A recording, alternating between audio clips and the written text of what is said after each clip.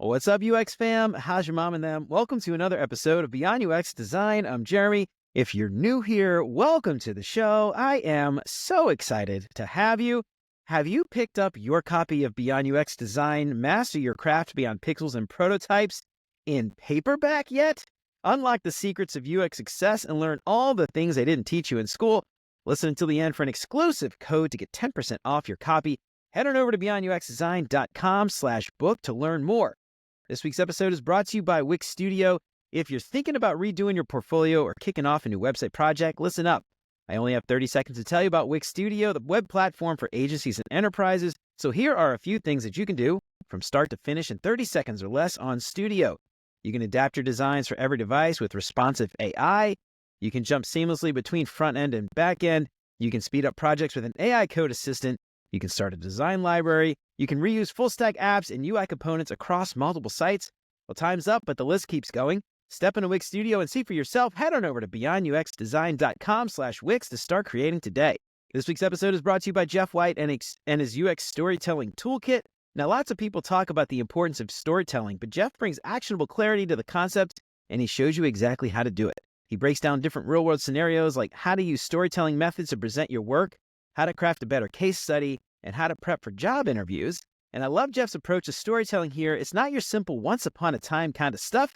And since you're an amazing listener, and I know this course will help you out so much, I'm stoked to get everybody listening a 10% discount if you use the code BeyondUX when you check out. So head on over to beyonduxdesign.com/storytelling and use the code BeyondUX to get 10% off Jeff's course.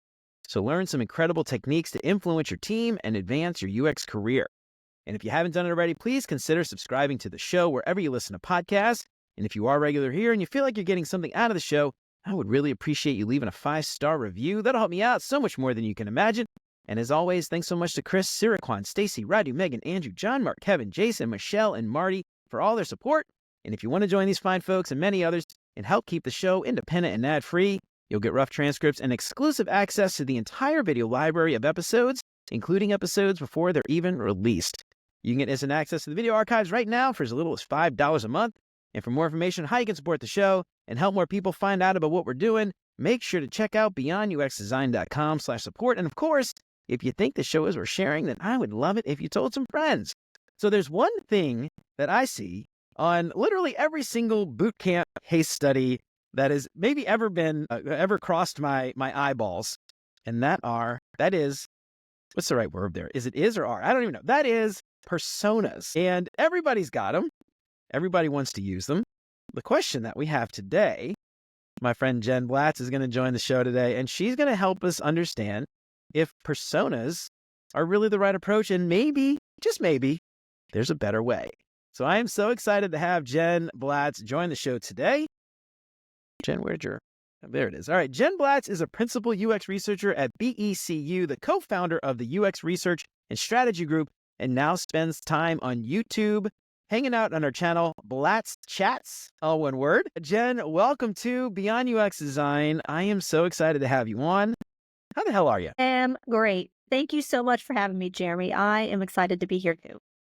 Right on. All right. So I read that little brief bio, but you have been doing UX research for a really long time. And firsthand, I'm sure you have seen how often personas actually get used and how valuable they really are and how much effort people generally don't spend making personas, which ends up being a lot of times why they aren't as valuable as they probably could be. But just tell us a little bit about you. How'd you get into this game, and what ultimately led you to the realization that personas are not the best approach here? Sure. Well, Jeremy, I actually come from a graphic design and journalism background. So during my career, kind of more from a graphic designer in print, of all things, working at a newspaper, and then into UI design, visual design, then UX design. And eventually, I kind of fell in love more with learning about the problem than designing the solution for the problem. So that's where I really got heavy into UX research, because I just got more excited about learning what's going on than going back to my computer and popping open Sketch or Photoshop back in that day and coming up with the solutions for those things that I was learning about. So that's where I've kind of changed my perspective a little bit from designing the solution to learning more how to get to the solution.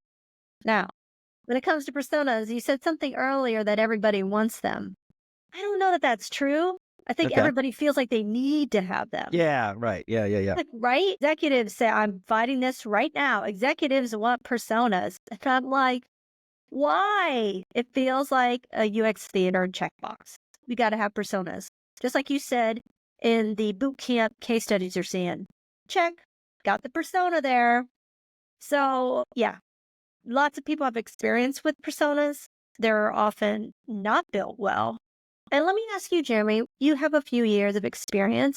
A bit. When did your team use a persona around a discussion or a feature direction or design decision? Tell me about a time when your team pulled out personas and said, we're going to reference this as we have discussions about things. Yeah. So what's funny, because our team, we had the same, I think, point of view as you, that personas are probably not helpful. And one of the things that we tried to do, and I'll get to whether or not this was successful or not, but we tried to create just a very low fidelity, very simple living document. We tried to create a very simple website that we could share with our product managers, product partners, stakeholders, to really get them to try to use this and really go away from the sort of standard marketing persona that you kind of see with the picture and all this fluffy crap. And we called it the UX playbook.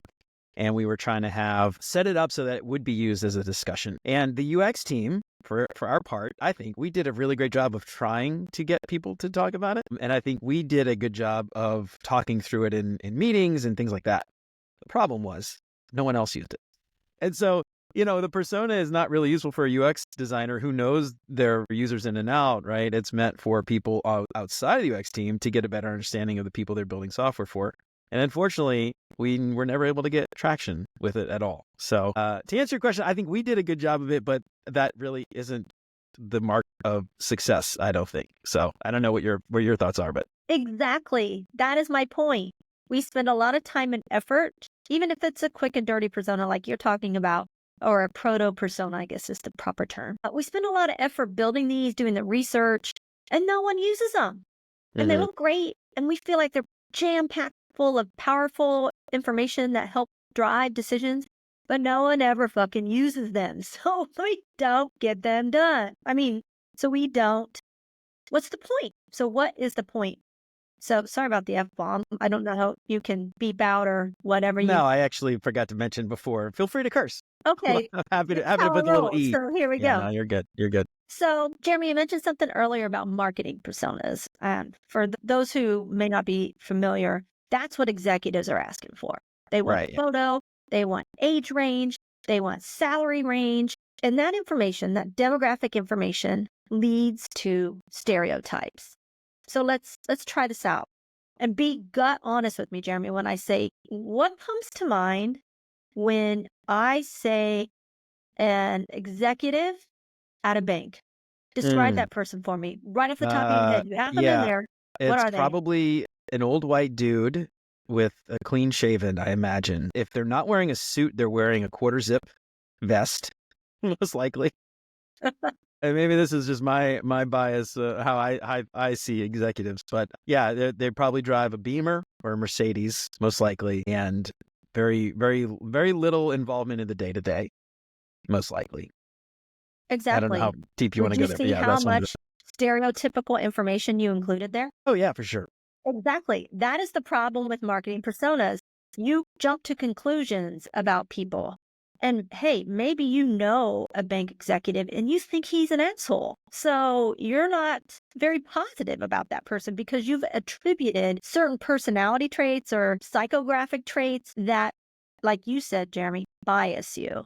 And so this is why I think including even a photograph, even if it's AI generated or a stock photo, we all know that's not the real person because a persona is not a single person. It's a conglomerate of an archetype, right?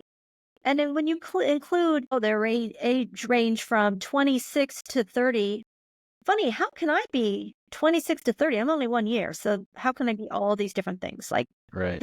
That demographic information is just trash. And that's what executives want in personas. Now, I don't know if you've ever had the circumstance, but I have had the circumstance where I was making, based on research, there's another thing, we'll come back to that, I was making personas, UX personas, and my executives were like, "Oh, how old is Mm. this person? What's their income range? What's their job role?" That's another one that could be problematic. And I'm like, "You need to know that. That has nothing to do with their pain points and their motivations." And they're like, "Oh, yes, you have to put that stuff in there. That's what makes a persona." Yeah. I'm like, "No, Well, no." what's interesting though, I feel like maybe you have experience here, but a lot of the executives, they go to, MBA, they get a master's business administration, and they end up with a lot of marketing classes and things like that tied to that. And so they're learning about personas in a lot of those classes.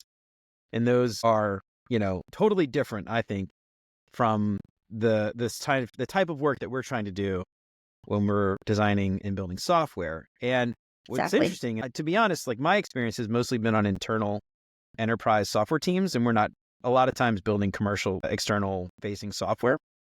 And so I haven't had the experience with the marketing persona requests with the demographics and things like that, because the executives that I generally work with know we're building for internal teams. And so I guess that question is probably moot. But I'm curious, do you think that could have something to do with it? Like sort of the people that we're speaking to are sort of speaking to two different people, because a lot of those executives, they might actually be also talking to marketing teams. Yes. And unfortunately, marketing teams and software teams very rarely work together. Very rarely. And when Very they rarely. do, I've been there. It's a bit of a pissing match in a territorial war. So that's a whole Yeah. different problem. But yes, Right. Jeremy, I see what you're saying, and I think that's true. Marketing personas is more exposed. It's what Hmm. people learn about. So that's what their mind goes to. That's what they think a persona is. And when you and then to be fair, a lot of them are including motivations and goals and pain points. They're starting to include that in their personas, right? They realize just putting that she drives a pink car and has 2.4 kids, that's not going to help her determine what kind of candy bar she's going to buy. And that's what marketing personas are. They are built for marketing, for consumers, to get people to come in the door for business. Where, to your point, Jeremy, UX personas are about behavior and how they are using our product. Hmm.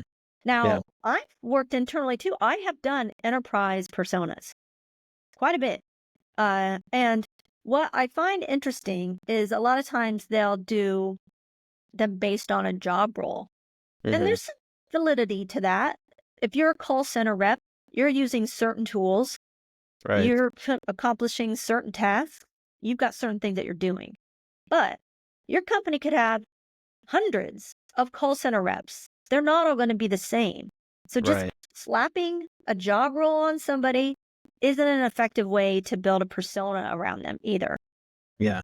Yeah. So that was the next thing I was going to say, is because for us, personas made no sense. We ended up going with sort of the roles, and we did, to be honest, looking back on it, what we were doing wasn't exactly jobs to be done framework, but we started using the jobs and the pressures that the people were under and things less, whether or not, Susie drove a Tahoe and liked to go to Starbucks was irrelevant for their task as, a mechanical engineer or whatever thing they were doing. And so we started to lean more towards the jobs to be done framework. And so this is where I wanted to go next, is the personas, and especially the marketing personas, generally are not great for software. So what is the answer though? So you mentioned a little bit, like talking about jobs. You started talking about roles, which is not jobs we've done, but talk a little bit about the alternatives and maybe what's to be doing. I love jobs to be done. I'm a big fan. I've used that theory a lot in my own research. Big fan of Jen Blatz book, the Jobs to be Done playbook, and I have used that I have used that theory a lot. And what I like about it is that it is company or product agnostic. So it's not, how are they using this app? How are they using our app to solve their problem? It's how the hell are they solving the problem? So what's great about it is it gets you thinking more broadly around how they're trying to accomplish a task or do a thing, right? Versus how are they using us to do that thing. Now, it can be tricky to get product folks to think that way because they're always a solution. How am I going to get my app in this conversation? And I have I'll admit I have had to bastardize it a bit and say, we're going to do jobs to be done, but we will focus on our product. Because if you don't do that, sometimes you can't get buy-in to participate in something like that. Because they're like, why do you care how they're doing a thing when you're not talking about our stuff? So I get it, right? But I love jobs to be done because it's timeless, can be done at any time, right? It can be done it spans years and months, and it really focuses on the person's task, what they're trying to do. And if you do take the devices and the apps out of it, it helps you get a more encompassing picture of what that person is actually trying to accomplish. You know the story of the milkshake story and that sort of thing, how that came to be and how that relates to jobs to be done. And so I really love that. I share that story with others when they want to understand why it's important to know what they're trying to do versus how they're trying to use our thing to do it. Yeah. Now people listening might not be aware. Do you want to tell a story? Sure. So Go for it. Clayton Christensen, who was one of the fathers of jobs to be done, was hired by McDonald's to sell more milkshakes for us. Yep. And he wanted to understand, why are people buying milkshakes?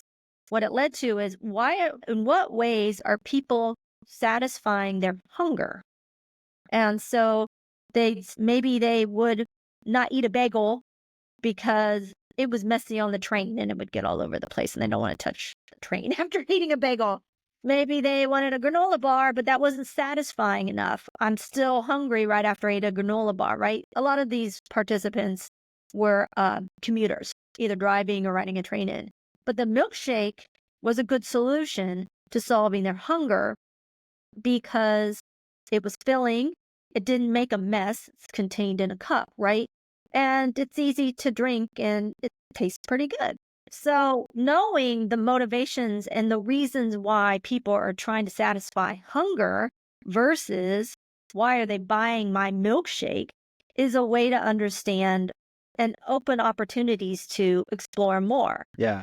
I love that. Yeah, it's an awesome story. And one of the things that I love about jobs to be done, and I know we're not necessarily talking about service design here, but I love that idea, though, of thinking about it more holistically and thinking about what people are doing before they need to do a thing, after they need to do a thing, where are they going next, and how does this all fit into the larger system? And because my experience, and this is why I like jobs to be done, especially for enterprise, is a lot of times enterprise teams, they're building, giant software teams are building multiple products that all, in theory, talk to each other because it's a lot of times internal, where it's a suite of tools that a user might be buying and having to use one or the other, and they're hopping from tool to tool and things like that. And I love the jobs to be done framework because it lets you think at a higher level and sort of look down, on the balcony of like, what are these people doing and where are they going and how are they going from one tool to the other? And when you think, especially like journey maps, for instance, a lot of times they're done within one product and it's just this journey within a product. And I know journey maps and obviously personas and jobs are very different, but it's sort of that similar kind of thing where you're just sort of laser focused on that one thing. And I love the idea of like zooming out and thinking about the whole service and the end to end, really like I have a need, I need to finish a thing and that starts outside the app and it ends outside the app usually, So anyway, I don't know. I just love that. I love that idea of thinking more holistically. Too. I also love that jobs can be done has a qualitative and a quantitative partnership. You don't have to do all of it to get value out of theory. You can just do the qualitative interviews, map out their process, understand what they're trying to do. Or you can do the quantitative side where you're trying to find opportunities in the market, right? Okay, you've learned about what these people are trying to do. You've learned that, and then you take that survey and learn how well that's going for them and what are the opportunities for it to get better. And so it's really great for businesses who are trying to should we get into the market doing this? That's where jobs to be done can surface those opportunities there too. Yeah. Now, I want to circle back to personas because when we kicked off the conversation, the critique wasn't necessarily that personas themselves are bad. It's that teams aren't necessarily doing them correctly, or they're not doing enough research, or we're using them incorrectly in conversation. So I'm curious, when you think about personas, when are they valuable? When should you be using them? And how can we actually get value out of personas? Or is your advice just nobody's got the time and the money and the resources, so screw it and just skip it and don't even try? Because it could be the answer is, a half-assed persona is worse than no persona. at all. So I'm curious, what are your thoughts? That was a very Sure. loaded question, by the way. No, that's fair. Can I say it depends? I mean, it's UX Yeah, I mean, experience, that's and we like the haven't said standard that answer yet. you have to say. So Right. kind of a gimme, right? It depends. I think it depends on your team. How motivated are they to really be user-centric? There's a lot of lip service out there that says you be making things for the user, provide value, but do you really? I don't know. I don't believe them all the time. But yeah, personas, I mean, I love the research that goes into personas. I love the things that you learn from doing that research. But I have found that the output, which is the persona, is just not utilized. The juice may not be worth the squeeze if you're doing them properly, right? Like there's proto personas, and then there's this thing that I've kind of started, which is the scenario alignment canvas. And those are the team kind of working together, not necessarily based on research, but it's a starting point. So if you really need, I think it's a good way to gauge your team to see how user-centric are they really, because that you have to kind of know. Right. Yeah, and so this is the other thing I wanted to talk about. Like on your channel, on Blatz Chats YouTube channel, you've got several videos where you've gone into this thing that you created, the scenario alignment canvas. So you want to talk about that a little bit and sort of explain how this is maybe a complement to some of the other research, or is this replacing other deliverables, or how do you see? Well, first, I guess, explain it, and then how might you use it with Sure. Sounds your good. work that you're doing today? Yeah. So you can probably tell from my tone, I'm not a huge persona fan. And I was asked to write the persona playbook for where I work. And I was like, well, oh. They're like, yeah, that's going to be done by you. So I got to thinking about I interviewed a lot of people about personas and what are their pain points and what are their experience with them. Product owners, business analysts, researchers, designers, how are you using them, right? And found out what we've already talked about. I think they're cool and great, but I don't ever actually use them. So what I did was create this thing called the SAC Scenario Alignment Canvas, which is multi-purpose. First, it focuses on a scenario. Now, the scenario is inspired by Indy Young, where you really focus on person doing a thing, a very specific thing. She talks about a person traveling through an airport, someone who is a businessman or woman who goes through the airport every week for business travel is going to have a different experience than a person who is a mom with 3 little kids in tow going to visit grandma and she never goes to the airport. Those are going to be different experiences through the airport. And it's those nuances that come down to the design level. That's the problem with personas. They're too generic to make design decisions. So think about it. If your persona says, I want to be financially healthy. What the hell does that mean? How do you design for that? I have no idea. And neither do designers. It's too generic. So if we're talking about a person who, let's say they want to get a credit card, and they want to get a credit card to improve their credit. That's different than a person who wants a credit card for travel points. Sure, everybody wants travel points, but companies don't give you that if you have really poor credit. So if you're a person who, let's say you have really poor credit and you hear a credit card can help with that credit, and you're not used to this credit card thing. This is maybe your first one or you don't have many of them. That designing for that scenario is very different. And that is the level that you can start to get down into to talk about real design solutions and opportunities there. Do you see the difference? Yeah, absolutely. Yeah. And I going back to enterprise too, you mentioned, sometimes people will focus on roles or something, user roles or job titles or whatever. And just thinking back to my experience, very complicated aerospace industry, it's very complex. And you've got these veterans that have been doing it for 20 years that understand everything, right? And that person, I'll just call him like an engineer, whatever, be simple. You've got an engineer with 20 years of experience and an engineer right out of school, first job, using this tool. They're going to approach that system very differently, right? And could be mental models might be different. Could be, I'm tech, native versus, was the other one, tech native versus whatever the other one is, or somebody who was introduced there later. You know what I'm talking about, right? So I grew up with the phone in my hand versus, I can barely type and I have to hunt and peck for the keyboard on the keyboard. And so, I love that because it's very different the way and what's nice about this too is thinking about this, designing it for, that newbie, making it easy for them. It also makes it easy for the, veterans as well, right? It doesn't have to be overly complicated. It will be complicated for sure, but it doesn't have to be overly complicated. Anyway, I just love that idea of the scenario alignment canvas. So the alignment part, that tells me then that there is a conversation with people and you're trying to get alignment. So talk about that. How do you mentioned going through this and having to be a conversation with stakeholders and others and things like that. Right. Where's that alignment come into play? Sure. Good question. So I think of it generally is a workshop. I'm usually working in a digital whiteboard and I have certain boxes that we are filling in as a team as we go. And I think of this as multi-purpose. The SAC can be I look at it as a kickoff document. It's like, hey, let's dump out everything that we know in these categories in this canvas. So everything is in one place. And it's great to have a cross-functional team. So we have a lot of smart people here bringing in different perspectives. Maybe you're new to the company. Maybe you've been here a while. You all know a little bit about a person who's trying to do this thing, or you're guessing, right? And assumptions and guesses are okay because there's an opportunity to surface those as you go through this process. So it's a kickoff document. Let's gather everybody in one place.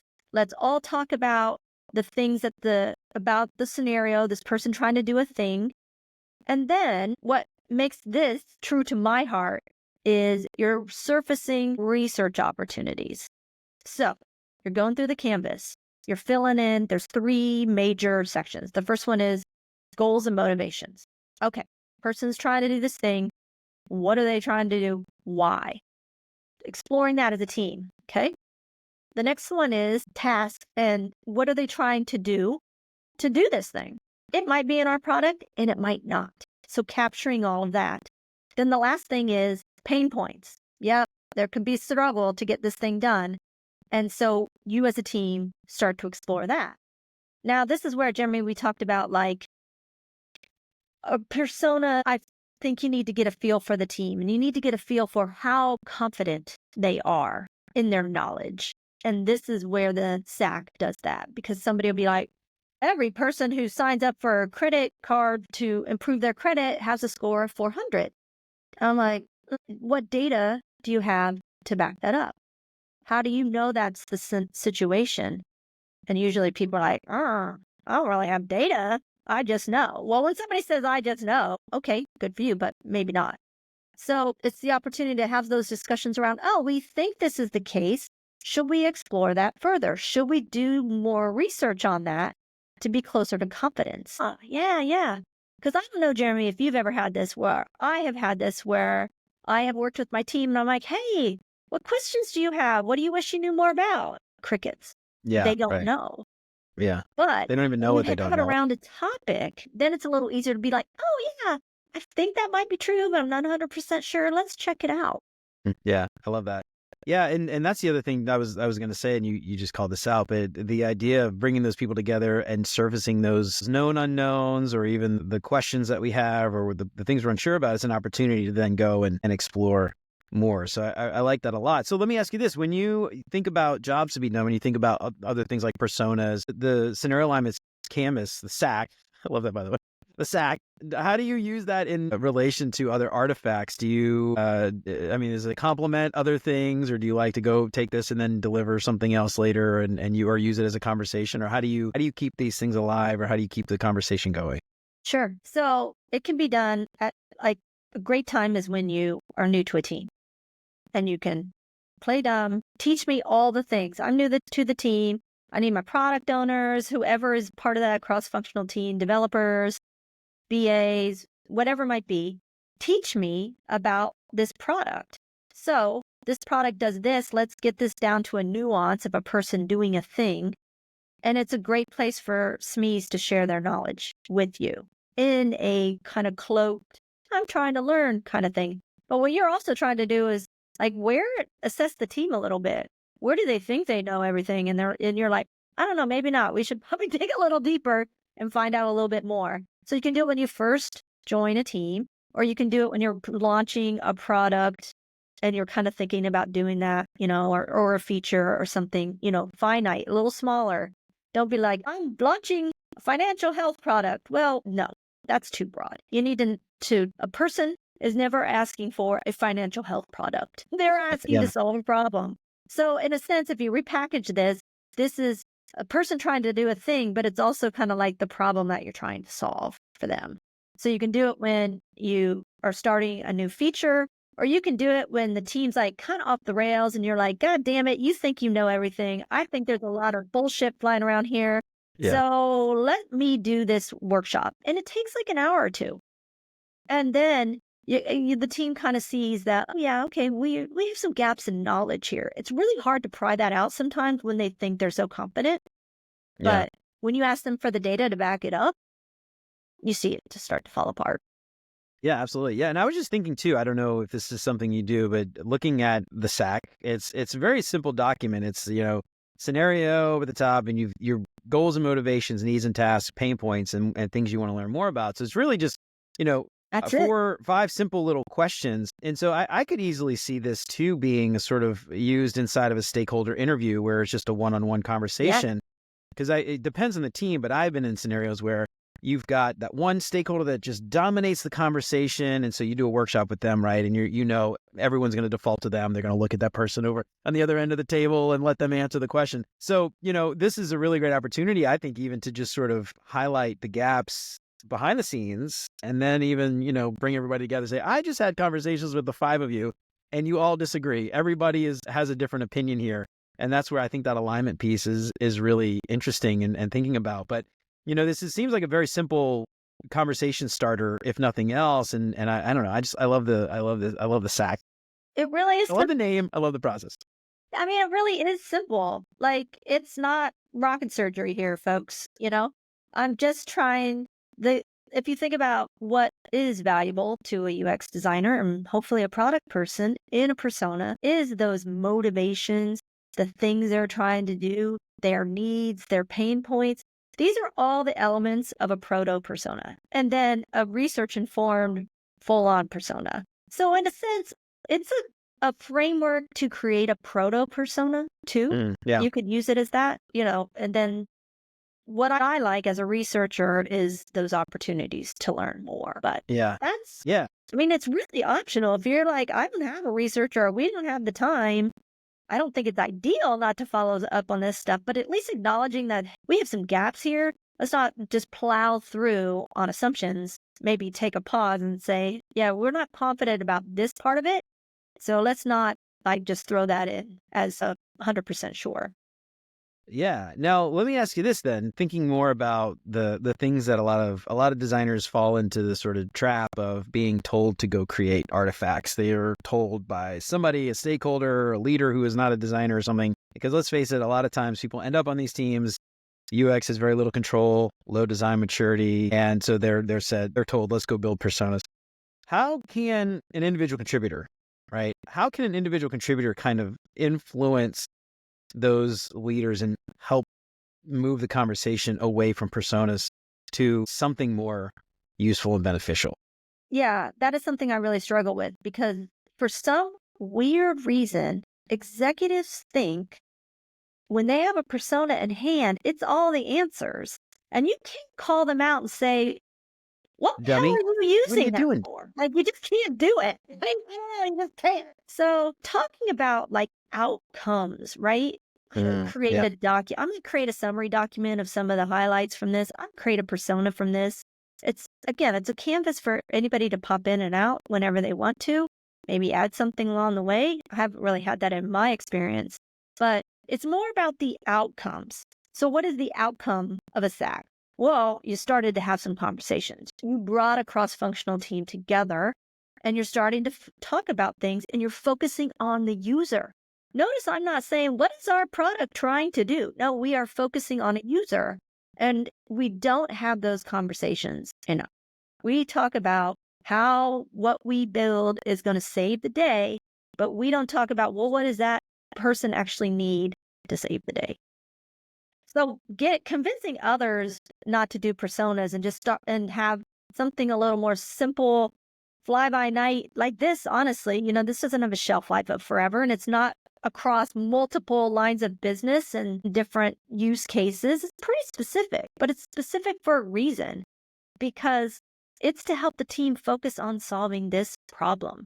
Personas don't help the team focus on solving a problem often. They're just too generic. Yeah. Right. Yeah. Yeah, it's hard. I mean, again, like giving specific advice is difficult because stakeholders are not monoliths, and the way you can influence one might be very different than the way you influence another. We mentioned before just sort of these one-on-one conversations with stakeholders and stakeholder interviews, and I think just doing that in general is a fantastic way to get to know your stakeholders.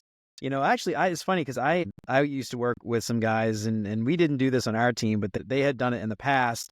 And I thought this was really smart, but they made stakeholder personas for themselves internally to get a better sense for, because back in my old company, we had this thing called the leadership program. And it was this like program where right out of school you join and then you're sort of like the fast track to CEO basically. And, they got a lot of perks and all these trainings and things. And so that person was very different from this sort of industry veteran who came out the military and, that kind of stuff. We kind of created these they created these personas to sort of think about how they might influence different stakeholders and work with different stakeholders and stuff like that. So, even then there's a lot of problems with that because someone coming out of the military might be very different from someone else who came out of the military. But anyway, I thought that was a really interesting way to sort of take personas and flip it and then use a persona. Think that about is really cool. the stakeholders. Were they called like asshole Andy and jerk John? No. I don't know. It wasn't my team, but he just talked about how they used to do it. Yeah, I actually that's funny. I wonder if like they ever actually showed any of the stakeholders the personas that they made about them. Right. Anyway, but it's funny though. I don't know. It's hard. A lot of times people cringe at this idea, but as design professionals, UX professionals, we talk about empathy for users all the time, and I think it's so important to influence. If you can't influence, if you don't have empathy for these stakeholders and understand where they're coming from and the pain points they have and the needs and the goals and all the things that they have, it's like kind of thinking about this. I was just funny. If you're having trouble influencing your team, what if you use the scenario alignment canvas to create these things for a stakeholder to better influence them to use this framework for other stuff? So anyway, I don't kind of, it's like a sack inception there. I don't know, but I love it. No, really. I mean, if you think about the purpose, it is kind of a kickoff document, a starting place, a fresh slate. Think of it as that, right? And alignment. And alignment is bringing people together, sharing their expertise, having conversations, focusing on a thing rather than all the things, right? So what you're focusing on usually is a user, because I find that other non-UX folks struggle with doing that, devoted to doing that. Yes, I want to do right by the user, and my product does this. It's like the disconnect. They fall over immediately, right? So I do see some value in. I love stakeholder reviews as well. I'm a huge fan. I do them every time I join a project or join a new company.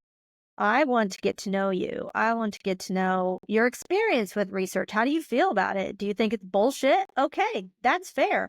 I know you're going to be a challenge, so we're going to work on that. But at least I know coming out what your expertise is when it comes to research, or your experience is probably more so, and what you believe in. And I think that personas is just one of those things that it's institutional. The same with journey maps. I struggle with journey maps too.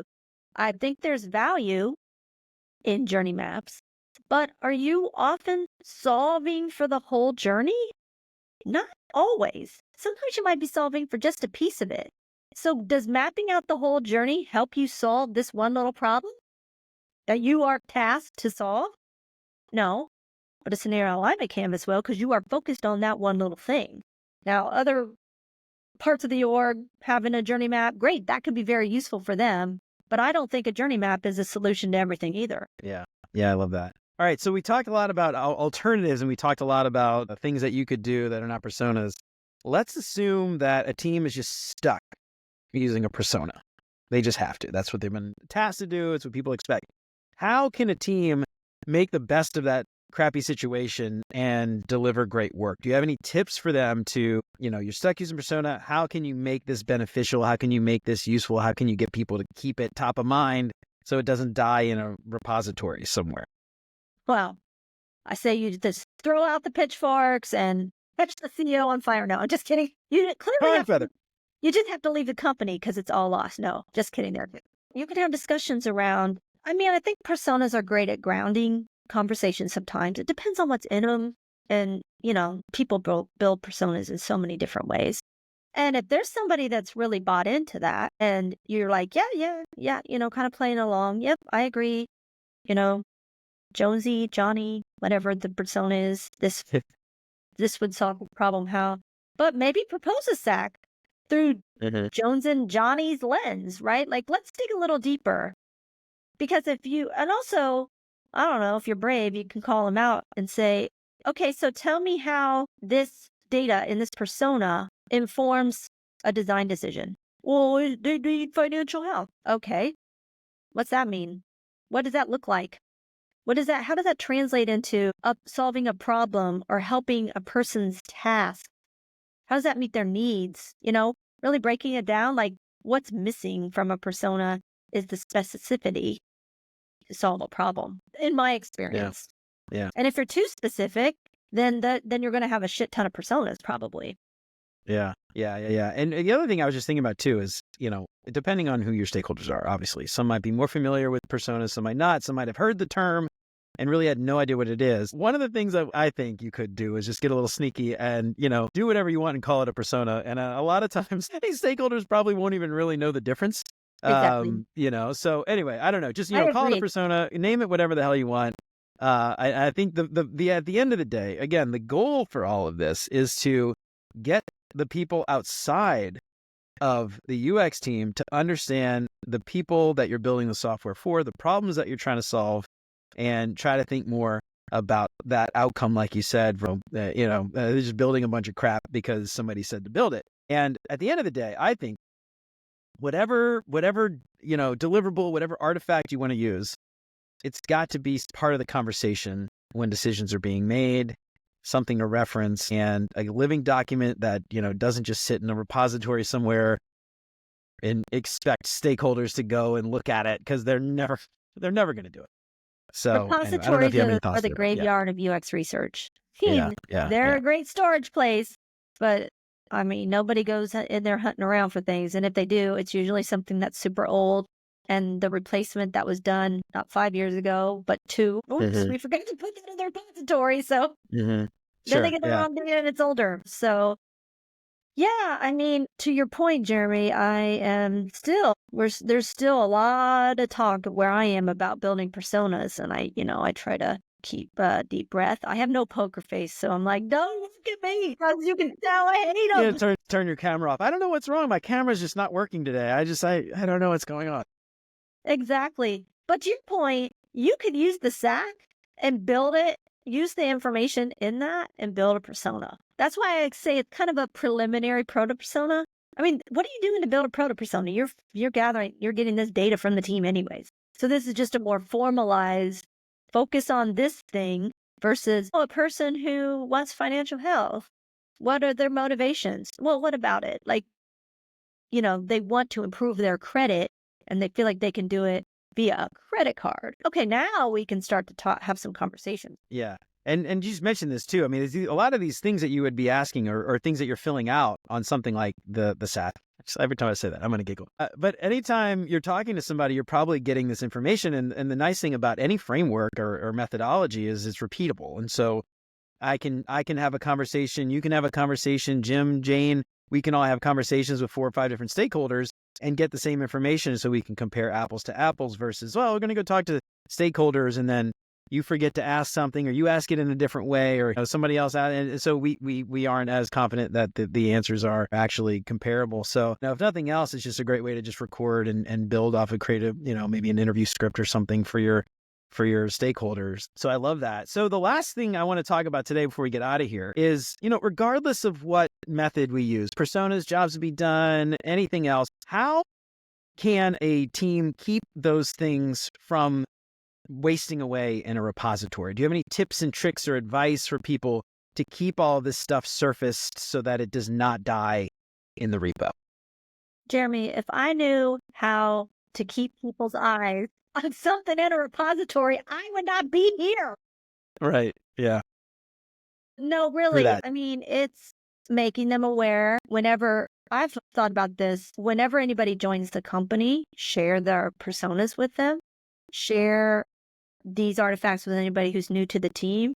Just keep them in conversations, keep bringing them up.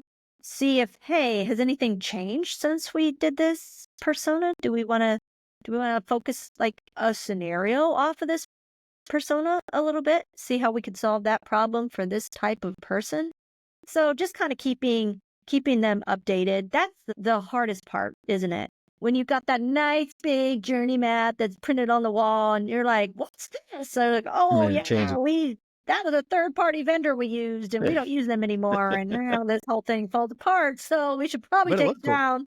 But it looks cool and it makes UX look fancy. So we're keeping it up. So it's keeping things up to date so that your teammates know it's a reliable source. I think that's one of the strongest way to keep these things kind of alive. Yeah, I love that. And that's the other thing I think that people fail here, that they make a fancy thing, they put it, maybe they're going to design it in Figma and all this stuff, and it looks really nice and that's great. But then when something changes, nobody ever takes the time to update it. So if you can make it simple, dirty, text-based even, I mean, you don't even need photos. What do you need photos? You don't need colors. You don't need, like nobody's seeing this. Customers are never seeing this. Yeah, you use nice type and data, type typography to build your data hierarchy and stuff, sure. But it doesn't need to be overly designed. And so keeping that something that we used to try to do, and to be perfectly honest, this was not as successful as we had hoped, but we worked at a place that lean was very big.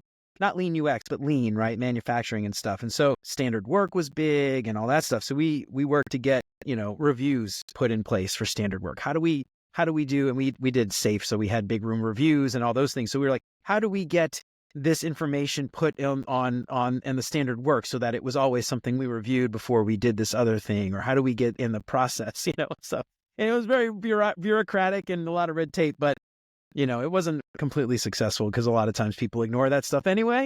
Just because you wrote down standard work doesn't mean people are going to follow it. So anyway, but that was something that we did. Yeah.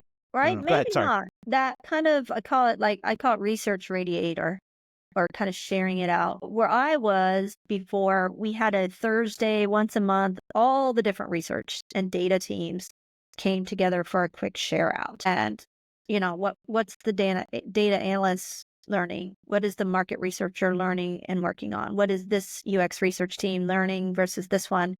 And it was, at least, if nothing else, it puts a face to this kind of effort that you can be like, wait, that Jill girl, I don't know. I don't know what she did again, but it's some data and I don't know what data is. So I'm going to go hit her up. Like it's a way to build relationships or to tie the threads, as I would say. Right. And so if you can do that, and I'm telling you, you never know who might read that email and might be like, oh my God, I have some info that is similar to that or might help you. Or, hey, if you ever want to talk about this, I'm on the phones with these folks and I'm happy to, chat to you. And I'm like, oh yeah, I'm going to pick your brain about these phone calls. Right. And if you don't send out information like that, or if you don't share what you're doing, they're never going to know you exist. But now that they do, you can establish that relationship with them, potentially. You never know when you're going to need somebody. And then hit them up someday when you need to know a little bit more. Absolutely. I love it. All right. So Jen, we've had you for a little while today. Before we get out of here, I got some questions I like to ask all my guests to help our listeners get to know our guests a little bit better. But before we do that, any closing thoughts, anything that we did not cover that you think is important for everybody to know about personas and how they're not so great? Classic closing research question. A man after my heart, for sure. Is there anything else you would like to add? Just ask me the magic wand question and we'll be all set. Really? If you could wave a magic wand for this interview today, what would you change? Exactly. I would say, Jeremy, you had a good connection earlier when you said if someone comes to you and they said, we need personas, maybe bringing them along in this process and say, we're going to build personas together. We're going to tap into everyone's collective knowledge. And to your point, these aren't really personas, they're proto-personas, but we're going to match your language so that we're meeting you where you are, right? So bringing them in, you say, yeah, I can build personas, but I'm going to need the expertise of the team. This is a group effort. You all have really important info I'm going to tap into to make this more robust and closer to a finished product. And if they're like, no, you go do it yourself, I don't know, you might have to think about, are they really invested if they don't want to contribute their own knowledge to the process? Absolutely. Yeah.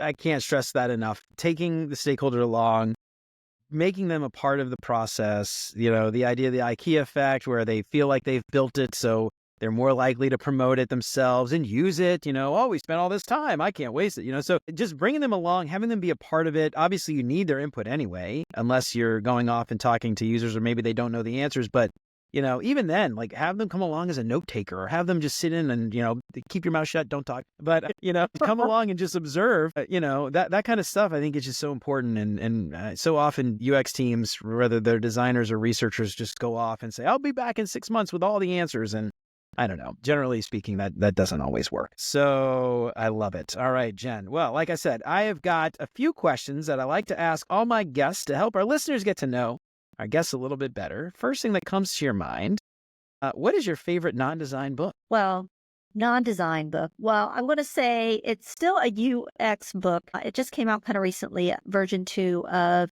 User Experience Team of One. Yeah.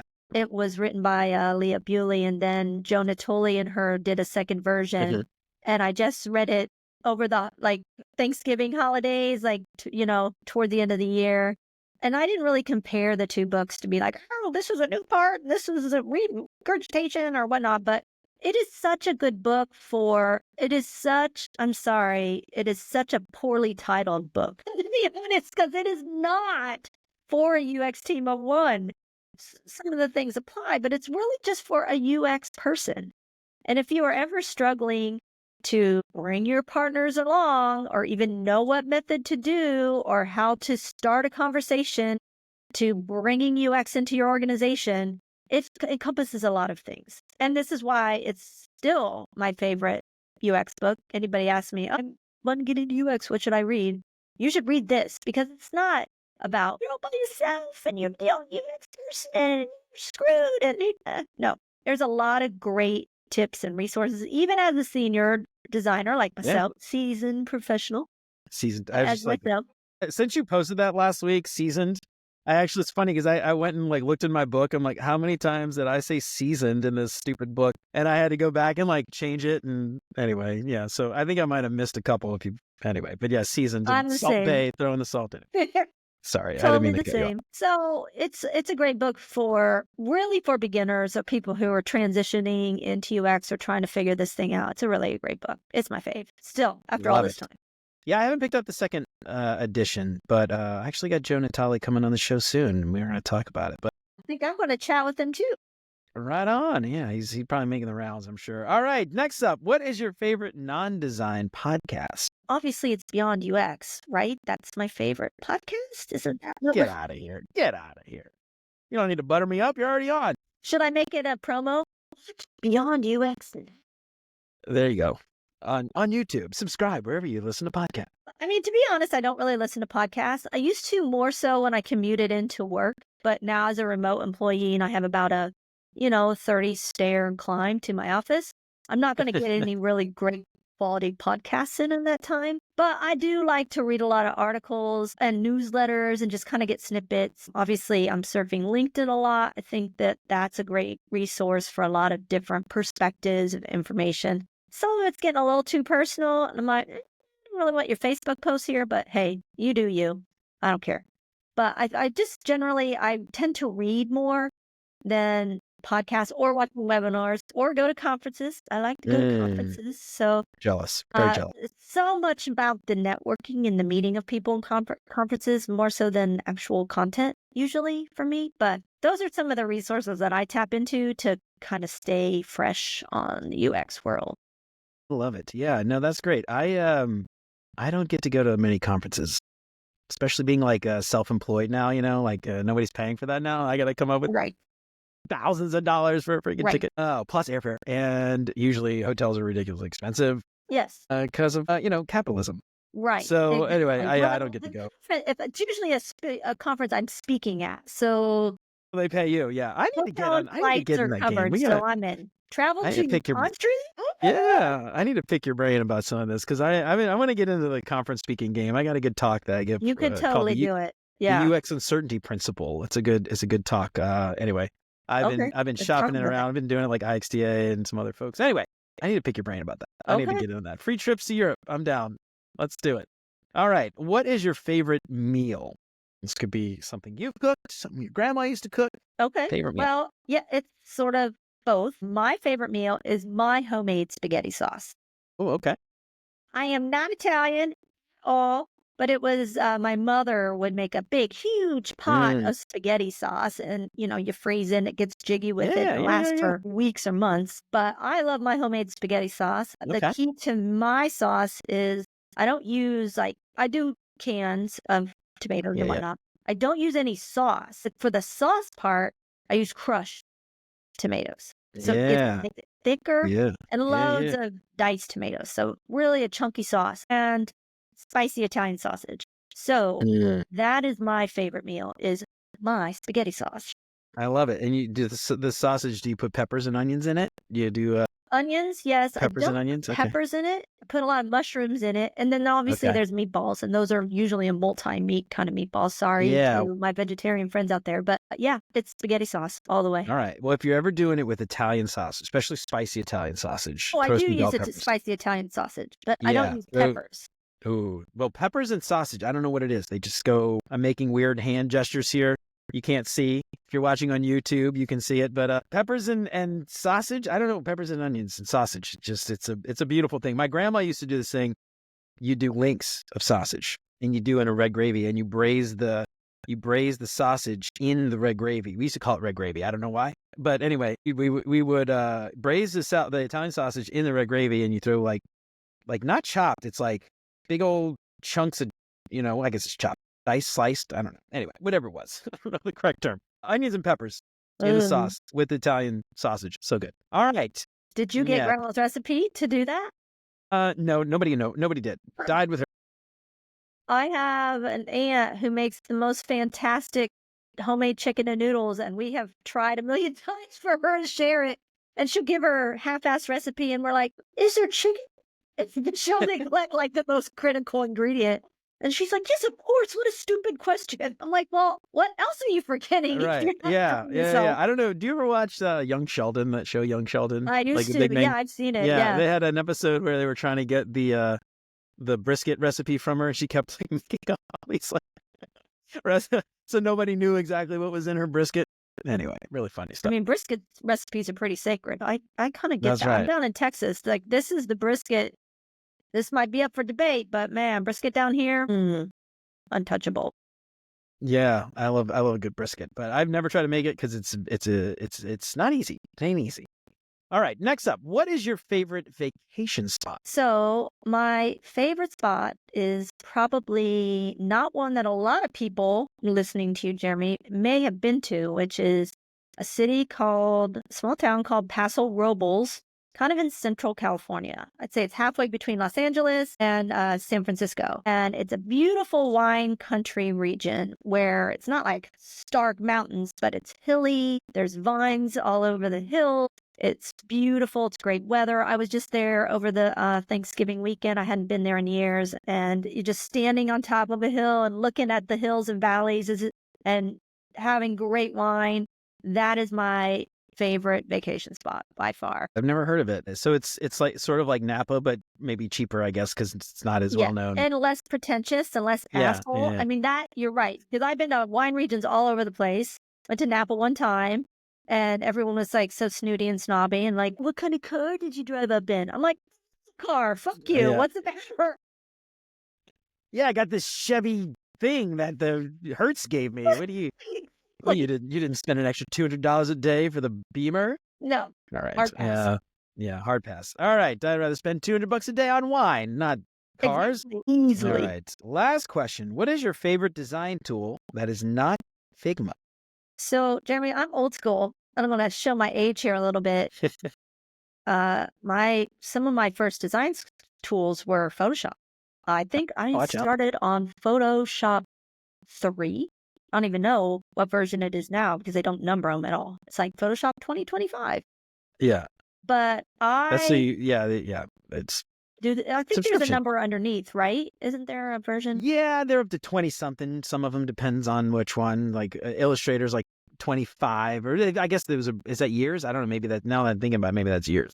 Yeah, well, it wasn't years because I didn't start Yeah. designing in 1903. Wasn't years, but like I said, I went to school to study, it was journalism graphics specifically. So Those are crap. designing Okay. and creating visual assets for publications. And so Photoshop, freehand, and PageMaker were the big design tools that I used.